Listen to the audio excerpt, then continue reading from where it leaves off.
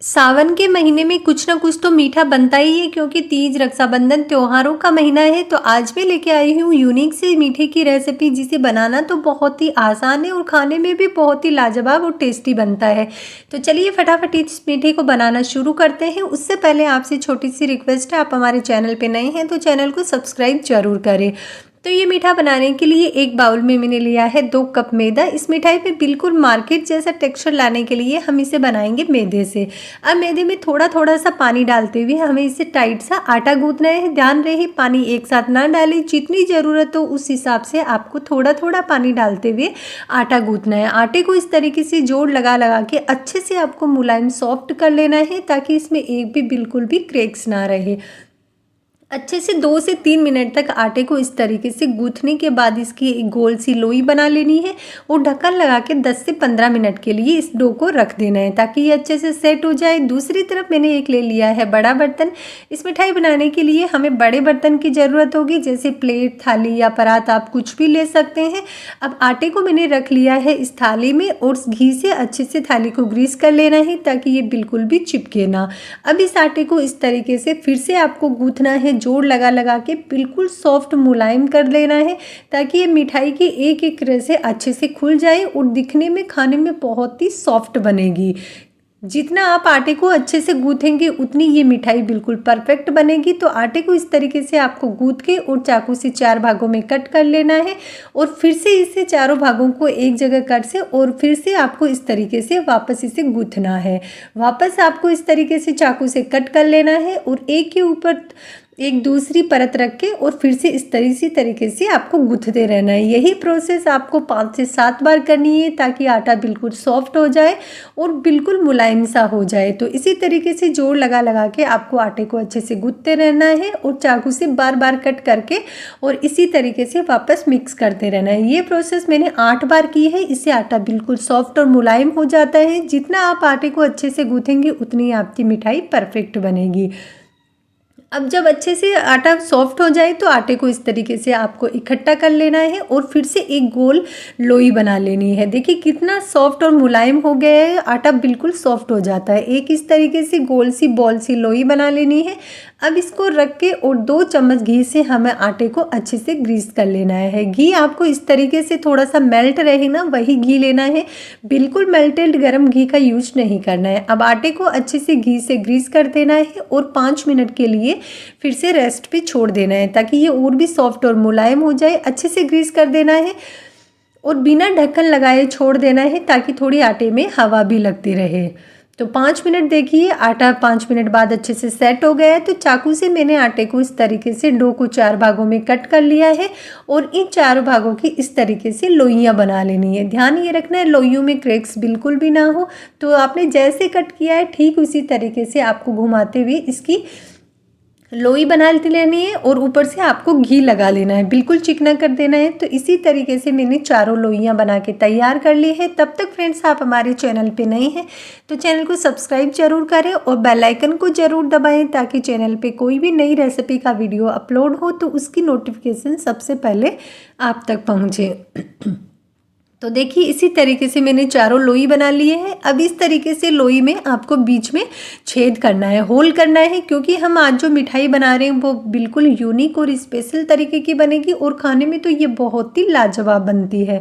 तो इसी तरीके से चारों लोइयों में मैंने छेद कर दिया है, होल कर दिया है और फिर से थोड़ा थोड़ा घी लगा के 5 मिनट के लिए इसे छोड़ देने हैं। 5 मिनट होने के बाद में देखिए एक एक लोई को आपको इस तरीके से लेना है और खींचते हुए इस रोल को आपको बड़ा करना है। ध्यान रहे ये टूटना बिल्कुल भी नहीं चाहिए।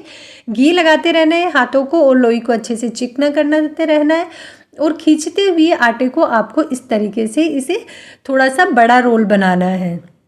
जब एक बार हो जाए तो 2-3 मिनट के लिए फिर से घी लगा के आपको छोड़ना है और 2-3 मिनट के बाद में आपको फिर से इन रोल को हाथों से इस तरीके से हल्के हाथों से खींचना है। बस ध्यान ये रखना है टूटने बिल्कुल भी नहीं चाहिए।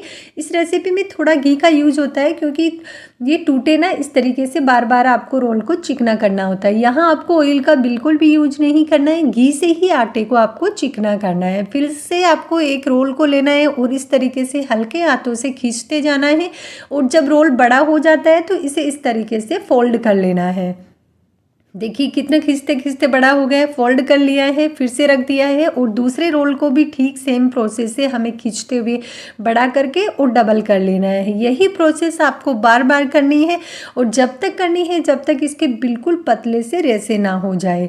तो इसी तरीके से देखिए मैंने चारों रोल को डबल डबल करके कर लिया है और फिर से घी लगा के 2 मिनट के लिए हम फिर छोड़ देते हैं। घी आपको ज़्यादा नहीं लगाना है, उतना ही लगाना है कि ये चिकना हो जाए।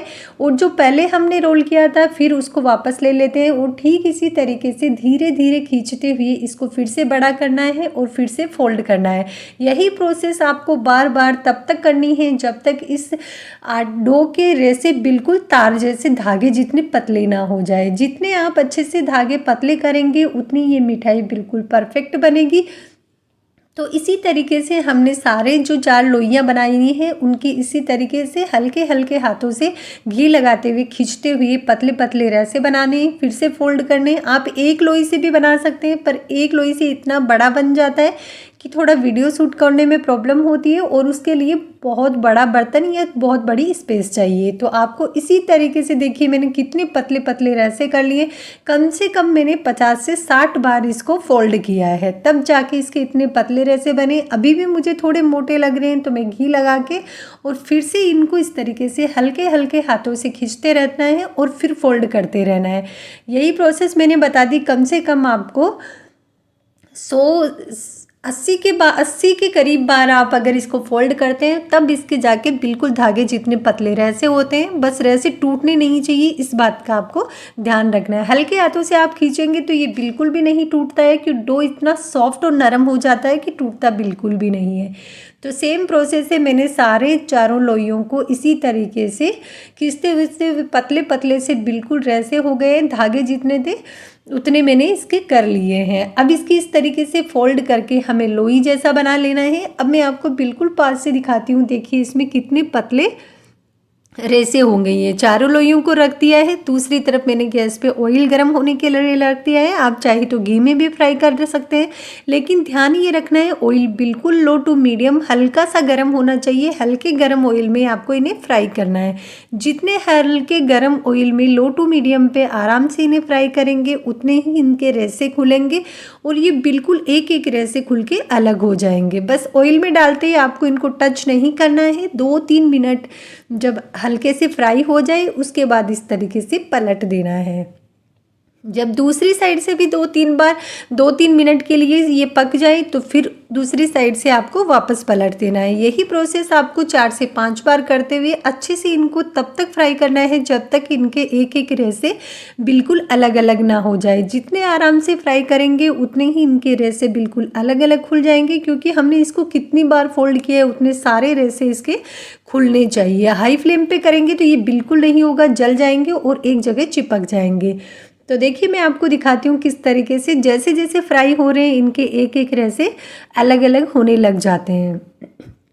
बस इसी तरीके से आराम से आपको इसे तब तक फ्राई करना है जब तक इनका कलर हल्का सा गोल्डन ब्राउन ना हो जाता। जब अच्छे से फ्राई हो जाते हैं तो देखिए मैं आपको निकाल के दिखाती हूँ किस तरीके से इनके एक एक रेसे अलग हो जाते हैं। बस पलट देना है अच्छे से। बिल्कुल पास से दिखाती हूँ देखिए।